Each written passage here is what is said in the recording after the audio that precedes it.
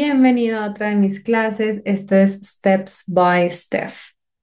Hoy te quiero hablar sobre el to, esta palabra tan pequeñita, tan insignificante que parece, pero tan problemática que puede ser. Cuando estamos aprendiendo inglés, nos encontramos con esta palabra, puede ser muy desafiante porque tiene más de un significado y por ende más de un uso, y eso es lo que quiero mostrarte hoy. Vas a ver que después de esta clase te va a quedar muy claro. Ya luego nos toca seguir practicando como para poder digerir muy bien esta información y que ya nos quede almacenada en la memoria de largo plazo. Como siempre, te voy a compartir mi pantalla para que puedas ir viendo la clase. Recuerda tomar notas y recuerda suscribirte al canal y darle a la campanita para que te pueda avisar cuando subo videos. Vamos a empezar. Y comparto mi pantalla. Recuerda, lapiceros de colores, muy importante que los tengas. Ahora sí, vamos a empezar.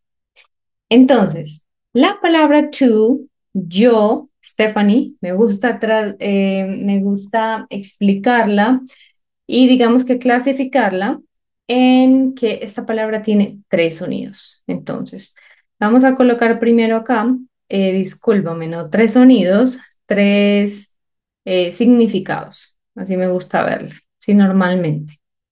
Entonces, vamos a colocar acá la palabra to. Se va a pronunciar igual que el número 2, to, y también que también, to, solamente que también es con doble O. Pero en este momento vamos a ver solamente esto, to.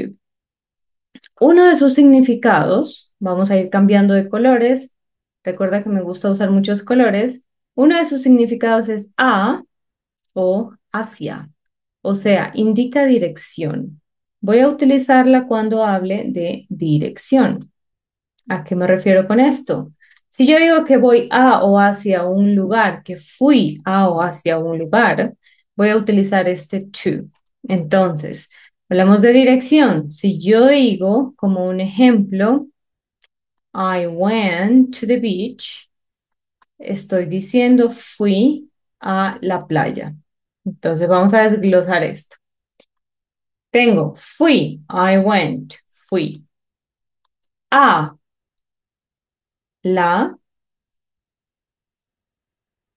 playa. I went to the beach. Probablemente ya conocías este, es muy sencillo. Me gusta empezar con el más sencillo y es que lo vamos a ver de esa forma. Entonces, I went to the beach, fui a la playa o hacia la playa. Va a indicar dirección, así de fácil, ¿ok? Dirección.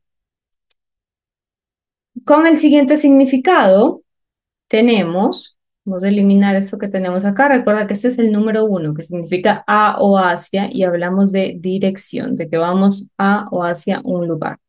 ¿Ok? Vamos a borrar esto y ahora nos vamos con el número 2.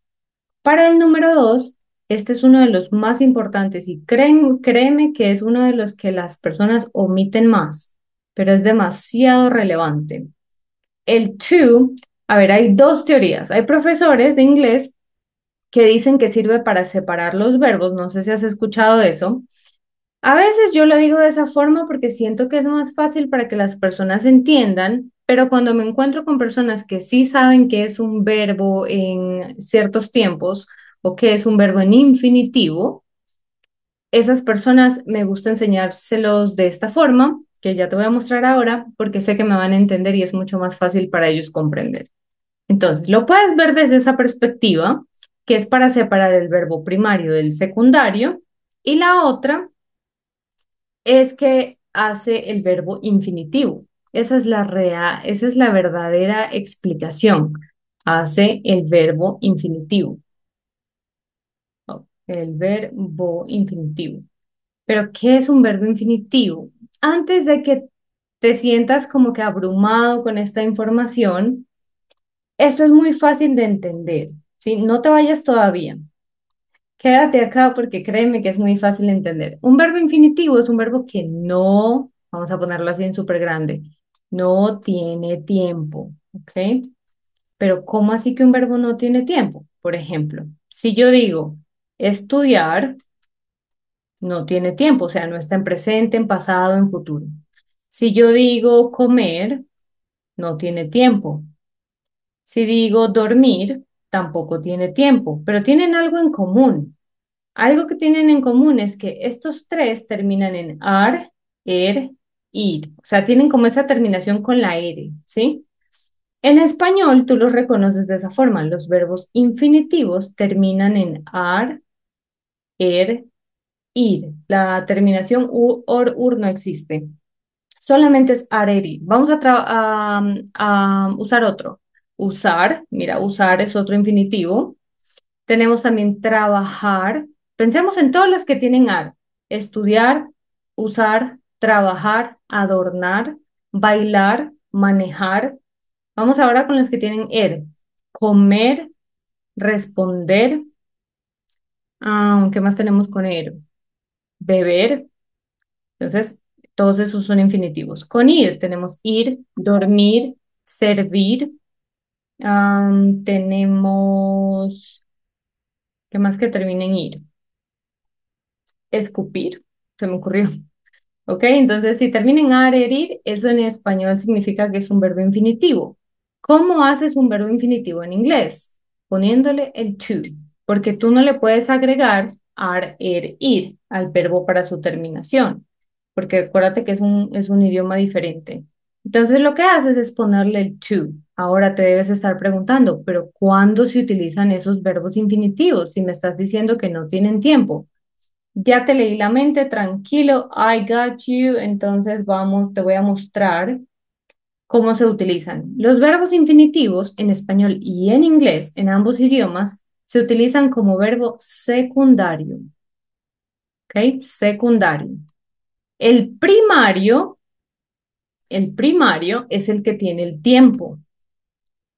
El secundario no tiene tiempo. ¿Ok? No tiempo. No tiene tiempo. Vamos ahora a ver un ejemplo. Si yo digo algo como me gusta, el gustar es un verbo, o sea que este es mi primario. Me gusta, esto sí tiene tiempo, no termina en arerir, pero ¿en qué tiempo está? En presente. Me gusta ahora. Entonces me gusta. Y si yo digo dormir, ¿en qué termina dormir? Termina en ir. Esto es un infinitivo, entonces se utiliza como verbo secundario. Para eso me sirve el verbo infinitivo. Vamos a hacer este ejemplo ahora en inglés. Recuerda que ya lo hicimos en español, entonces gusta es el primario y dormir es el secundario. Este secundario es mi verbo infinitivo, porque si yo aquí al principio digo gustar dormir, no tiene sentido, ¿ok? Se entiende, pero no es correcto. Entonces, por ende, el verbo primario es el que tiene tiempo, puede estar en pasado. Por ejemplo, yo aquí puedo decir me gustaba y ya se vuelve pasado. Me gustaba dormir. El verbo primario es el que tiene el tiempo y el dormir se mantiene igualito porque ese no tiene tiempo, es un verbo infinitivo. Espero que vayamos bien hasta ahí. Igual véame contando en los comentarios si hasta ahí vamos bien, si te ha gustado, si piensas que es una explicación sencilla, ¿ok? Entonces, ahora vamos a hacerlo en inglés. Vamos a borrar esto que tenemos aquí. Esa misma oración la vamos a hacer en inglés. En inglés yo diría, me gusta va a ser I like, me gusta. Y si quiero decir dormir, para hacerlo infinitivo, tiene que ser to sleep. Porque si yo solamente digo I like sleep, es gramaticalmente incorrecto, ¿sí? Porque este segundo es el que tiene que estar en infinitivo y solamente puede estar en infinitivo cuando tú le colocas el to. Entonces, I like to sleep, me gusta dormir. Para eso me va a servir el to, para usar mi verbo secundario, ¿sí?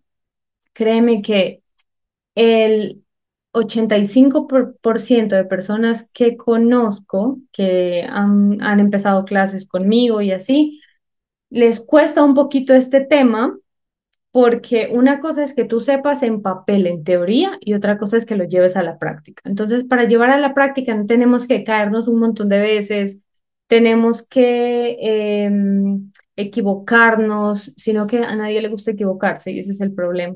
Queremos hacerlo súper bien a la primera. Pero la realidad es que en el aprendizaje así es como funcionan las cosas. Uno tiene que ser un poquito paciente. Pero todo es cuestión de práctica. Si yo lo hice, ¿por qué no lo vas a poder hacer tú? ¿Ok? Entonces, Para eso me va a servir el secundario, ¿ok? Perdón, para eso me va a servir el to como o sea, hace que mi segundo verbo sea infinitivo. Eso es lo que va a hacer. Entonces ya sabes. Vamos con el tercero y luego vamos a hacer una práctica. Vamos con el tercer uso y el tercero es súper importante. Mejor dicho, los tres son demasiado importantes. Vamos a ir con el número 3. Lo vamos a usar de verde. En el 3 vemos el to como para, ¿ok? Para. Pero ojo, no es como para alguien, sino para un propósito.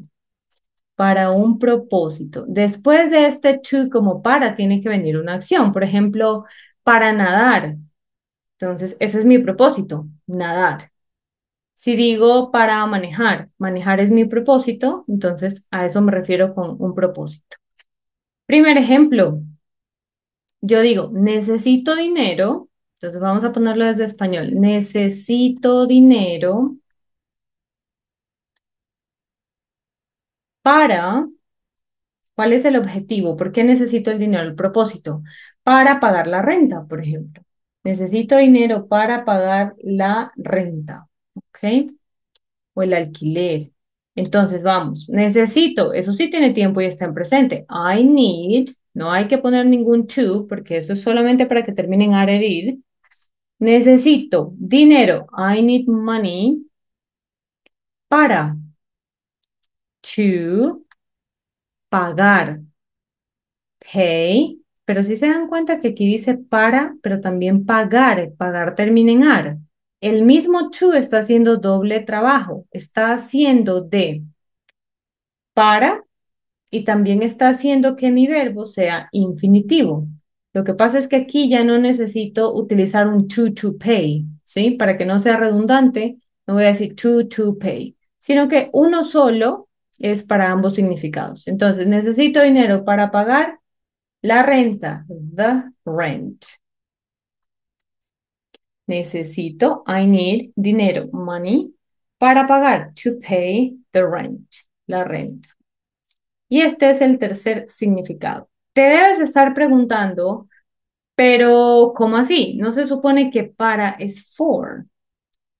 Y sí, también. Para también significa, perdón, for también significa para. ¿A qué me refiero con eso? A que yo tengo dos opciones aquí. Entonces, yo aquí voy a borrar esta que está aquí arriba para que la hagamos arriba mejor. Y así nos quedan los dos ejemplos. Entonces, aquí se me borró la N de need y acá I.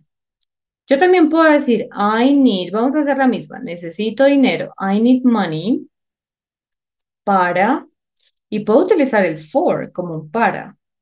Pero aquí pasa algo curioso y es que cuando tú utilizas el for, una preposición como esta, te obliga a que al verbo que le vas a poner al lado le coloques ing, porque recuerda que el ing no siempre es ando endo. En este caso se va a traducir igual, para pagar la renta. Entonces, para utilizar para, puedes utilizar el to o el for. Diferencia es que si vas a usar el for, es obligatorio que al verbo le pongas ing. Entonces, necesito dinero para pagar la renta, no para pagando, eso no tendría sentido. Abajo, necesito dinero para pagar la renta, pero tienes dos opciones para ese para. Puedes usar el for o el to, pero ya sabes que si decides usar el for, tienes que agregar este ing. La realidad, chicos, es que el que más se utiliza como un para de propósito, como para una acción, es el to. Ese es el más común. No significa de que uno esté mal y el otro esté incorrecto, no, sino que también muchas veces en inglés digamos que hay como frases que son las más usadas o las más comunes, pero si utilizo este for, no es que vaya a decir algo incorrecto, no, gramaticalmente también está correcto. Y esa es la diferencia. Puedes utilizar cualquiera de los dos, solamente ya sabes que si después se vas a usar este for, hay que agregar este ing y no significa ando endo en este contexto. Después te voy a hacer otra clase para que veas cuándo se va a utilizar el ing y podamos practicar más, porque tiene varios usos también. Entonces ya sabes, hagamos una recapitulación de cuándo utilizar el to. Vamos a ir. Primero, recuerda, to, pronunciación to, se pronuncia igual que el número 2, pronunciación igual que el número 2, to, ¿cierto? Y también se pronuncia igual que también, to, ¿ok? Misma pronunciación, son palabras homófonas. Vamos con ellas. Entonces, en la primera teníamos que vamos a utilizar ese to como un a o hacia, ¿sí? De dirección, que voy a o hacia un lugar. Segundo, vamos a utilizar, aquí creo que utilicé un naranja, vamos a utilizar el segundo uso del to para el verbo secundario. Verbo secundario. Secundario. ¿Cuál es un verbo secundario? Es un verbo infinitivo, ¿sí? Infinitivo, que en español terminan en ar, er, ir. ¿Sí? Ar, er, ir. Vamos a colocarle aquí. Ar, er, ir. Así terminan en español. En inglés, ¿cómo hago esto? Pongo el to y el verbo. Entonces, to plus verb. ¿Ok? Y por último, y tercero, tenemos que el to significa para, pero para un propósito, ¿ok? Para de propósito. Entonces, después de ese para, tiene que venir una acción. Para de propósito. Para ir, to go. Para caminar, to walk. Y así. Recuerda que aquí también puedes utilizar el for. La diferencia es que si voy a utilizar el for, tengo que agregarle ing al verbo. Hagamos algo para que practiquemos. Déjame en los comentarios algún ejercicio, alguna oración que tenga el to y yo te la voy a corregir. De esa forma vemos si me entendiste la clase, si y pues podemos ver si ese ejemplo o ese ejercicio que vas a hacer está correcto. Espero que te haya gustado la clase. Recuerda que esto fue Steps by Step. Recuerda dejarme un comentario, suscribirte al canal y darle a la campanita para que te puedan llegar las notificaciones cuando suba más videos. Nos vemos en la próxima clase.